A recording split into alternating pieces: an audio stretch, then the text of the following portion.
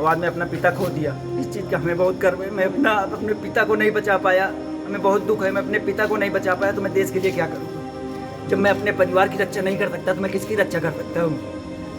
तो पहले से पुरानी रंजिश भी थी? पुरानी 20 साल पुरानी रंजिश थी। 1 साल पहले भी रंजिश हुई थी, अभी आज 1 साल से कोई रंजिश नहीं थी। ये आंसू हैं एक बेटे के, ऐसे बेटे के जिसने भारत माता को सुरक्षित रखने की कस्में खाई थीं, फौज में भर्ती होकर देश की रक्षा करने का फैसला किया था, लेकिन उसे क्या पता था कि अपने ही देश में उसे ऐसा दिन देखना पड़ेगा। सालों पुरानी रंजिश को लेकर पड़ोसी उसके पिता को मौत के घाट उतार देंगे और घर की महिलाओं के साथ मारपीट करेंगे।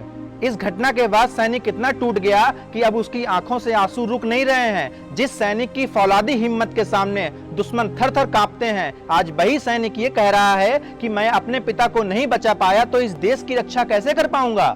हमें बहुत दुख है। मैं अपने पिता को नहीं बचा पाया तो मैं देश के लिए क्या करूँगा।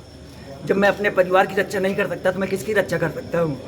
ये सनसनीखेज मामला यूपी के अमेठी से आया है। यहाँ सेना के एक जवान के पिता की धारदार हथियार से हत्या कर दी गई और भाभी के साथ भी मारपीट की गई। सेना के जवान ने हत्या का आरोप अपने पड़ोसी पर लगाया है। पुलिस ने भी इस मामले में कार्रवाई शुरू कर दी है। चलिए अब आपको बता देते हैं कि पूरा मामला क्या है। दरअसल जवान के पिता अपने घर की मरम्मत करवा रहे थे। घर को ठीक करवाते वक्त पड़ोसी छत पर आए और दोनों के बीच विवाद शुरू हो गया। विवाद इतना ज्यादा हो गया कि पड़ोसी ने बिना रुके ही उन पर हमला शुरू कर दिया। इससे पहले कोई कुछ समझ पाता, जवान के पिता राजेंद्र मिश्रा गंभीर रूप से घायल हो गए। आरोपी ने सैनिक की भाभी समेत घर की दूसरी महिलाओं के साथ भी मारपीट की और उन्हें अधमरा कर दिया।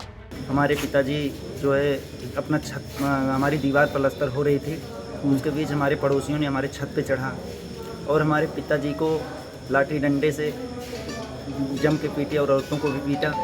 हमारे घर में कोई नहीं था उस समय, ना हम थे ना हमारे भाई थे, कोई घर पे मौजूद नहीं था। उसके बाद इन्होंने हमारे पिताजी को जान से मार डाला।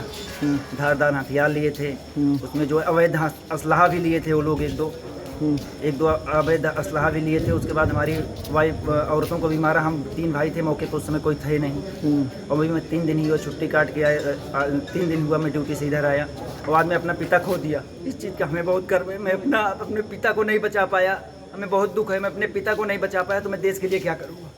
जब मैं अपने परिवार की रक्षा नहीं कर सकता तो मैं किसकी रक्षा कर सकता हूँ।